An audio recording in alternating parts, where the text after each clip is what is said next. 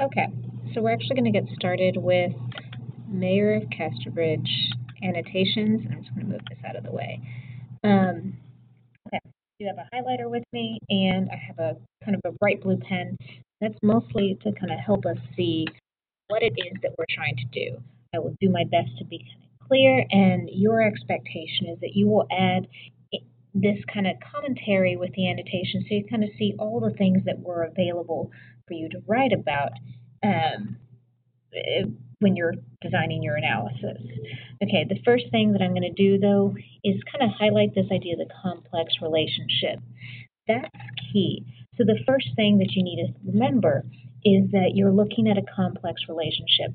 Now they tell you to think about tone, word choice, selection, and detail.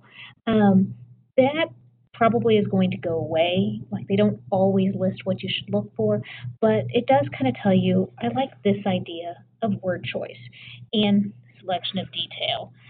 For tone, we're talking about the narrator. But for both of these, it kind of says sort of anything that you notice, anything at all that you see is relevant and something you could write about. Okay, so let's get started. I'm going to kind of circle as we go and talk through it. Sometimes I'll write stuff down. I'm going to try to write as much down, but it starts to get a little crowded. So make sure that you're paying attention, you're listening, so that you can add anything that I say but didn't write down. I also want you to notice how long it's going to take me to go through this passage to find depth, and that it's not really a fast process, unfortunately. Okay, so the first thing I notice of all the enigmas, I love this word enigmas. It opens with this idea of a mystery. And that's important because enigma is something that you cannot understand. And I think that becomes sort of the idea of the relationship when you, after having read the passage, that you kind of notice about it. Whichever confronted a girl, that could have been seldom more like Henchard. The next thing, I liked this idea announcement of himself to Elizabeth as her father. It's an impersonal declaration. So that to me was also quite telling because that parallels the nature of relationship, of the relationship. Okay, by the way, that's my symbol for parallels because I get tired of writing the word. But that's kind of the distance that they have, which again kind of helps us think of this mystery that they're not a father daughter pair. I also like the word ardor and agitation. Those are counter emotions. And I thought that was interesting, just in the counter of how he, and then this idea of half carried the point. That to me was also indicative of his incomplete. I'll kind of squeeze that word in there. And again, you're going to have to listen. That you can't even tell that says incomplete, but that's sort of his incomplete aspect of himself and him as a father.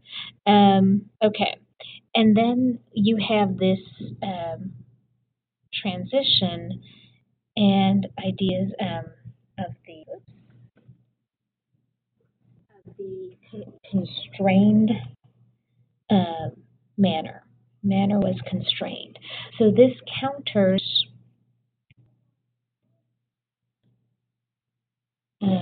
kind of up there.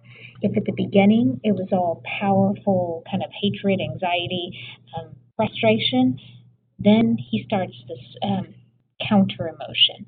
And later, because we're going to think about this as we continue reading, there's this idea of coldness, which, as the passage concludes, that's a bigger deal. Okay, then it starts right here. Coldness soon broke out into open chiding. So we have again flip of emotions. I thought that's interesting when we're thinking of this whole kind of relationship and the way that they are. And then one grievous failing, I like the word grievous, pretty and picturesque use of dialect. A lot of you guys chose to write about the dialect, but I don't know that we had a good sense of, well, what should we say? So the first thing, the coldness is equals father's treatment. So that's important that it announces that. And then we have all of this sort of sentence. It's sarcastic tone, and that reveals irrational father. Because it's not a big deal, and yet he makes it a big deal. So then, I talked about that, the resulting lack of emotion.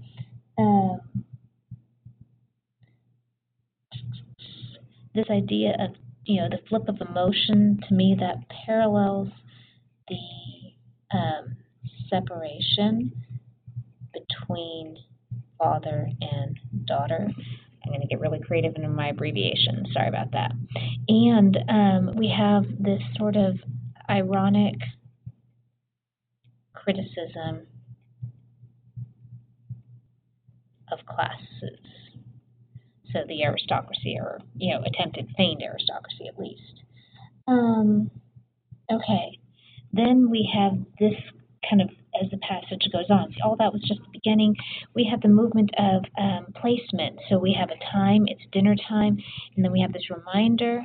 So that actually is another example of physical separation, or estrangement, if you wanted to use that word. And then we have the conversation. A lot of you wrote about the conversation, but let's think what we could have said. Because the conversation, and you could have simply called it the conversation, you don't necessarily have to quote it all, you can, reveals the harshness of relationship. I'll go with, again, because it's the first example of their separation and the father's nature. We get the shame and sadness, and then humble voice. All of these show Elizabeth's personality. And then this idea the physical went out of the room. So it's a reminder of their separation. And that's what this passage did a nice job of, sort of subtly offering statements about how separated they are. And I love the careful. I probably would have liked to have worked that in somehow. Okay. So you have sort of a sense that you could have opened up with this very first paragraph showing this idea of separation and the contrasting kind of reactions that they have to the hot or cold sort of emotions. And then I thought this was a nice change from the separation, then sort of her. So we get a little bit of her character. A lot of you focused on the words that she eventually switched. And this catalog, which is what you call a long list of anything, of words, sort of show the depth of her desire to please. Because that's a large part of this, that she wants her father to know that she loves him and she's trying to change, she's trying to be better for him. But that's about all you needed to necessarily say. A lot of you focused on the uncultivated. That was a nice word, and it is this sort of hypocrite,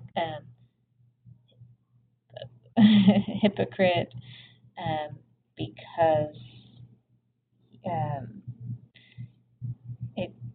his kind of response, he's not cultivated himself, and it causes more estrangement because he wants her to be something that he himself is not. That's something interesting you could have looked at. And then we get, again, the sarcasm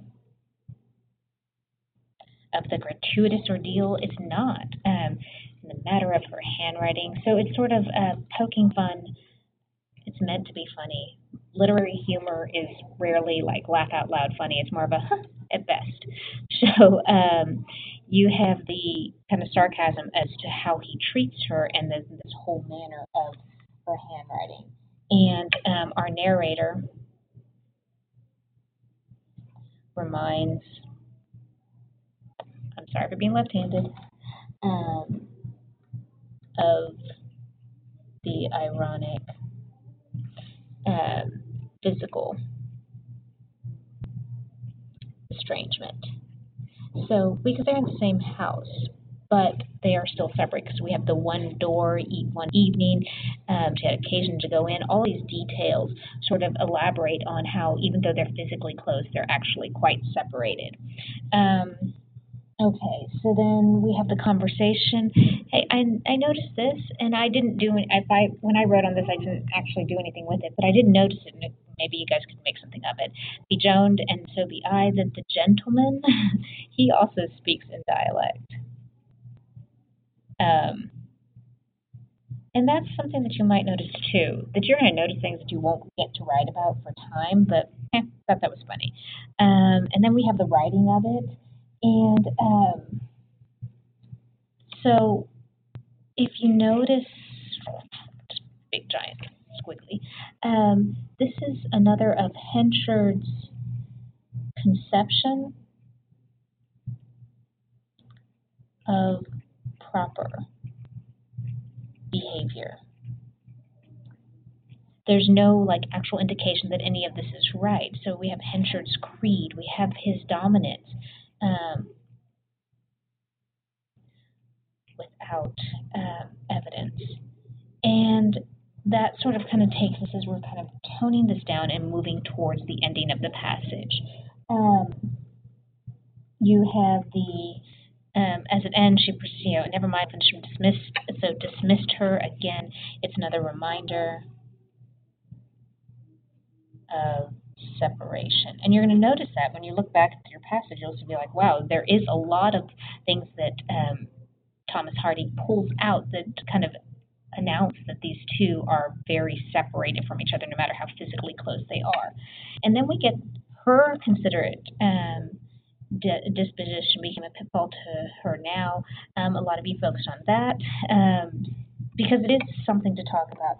So we have this class difference, and we also get a sense of her actual character. This is who she is, which is going to come into play. So remember, I said this is E, Elizabeth.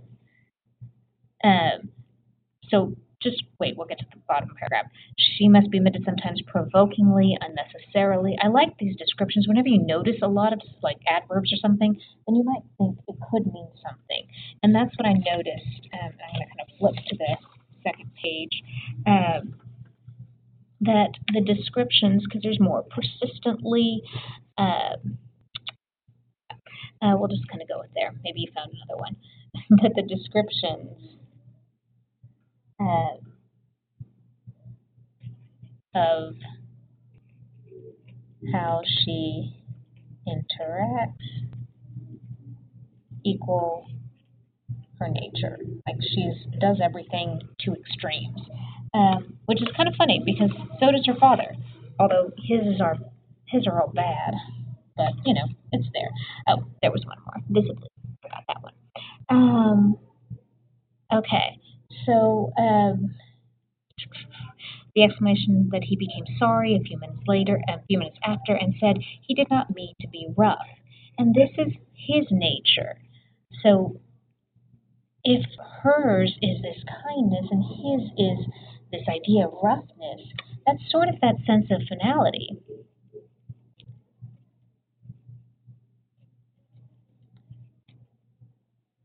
And I think that's sort of what this passage is sort of hinting at, that they can't overcome these contrasts and impersonalities, and they will forever be estranged. Physically, maybe they're closer, but they're emotionally going to be estranged. And I think that's what this last estrangement, domestic exhibitions, I'll talk about that in a second.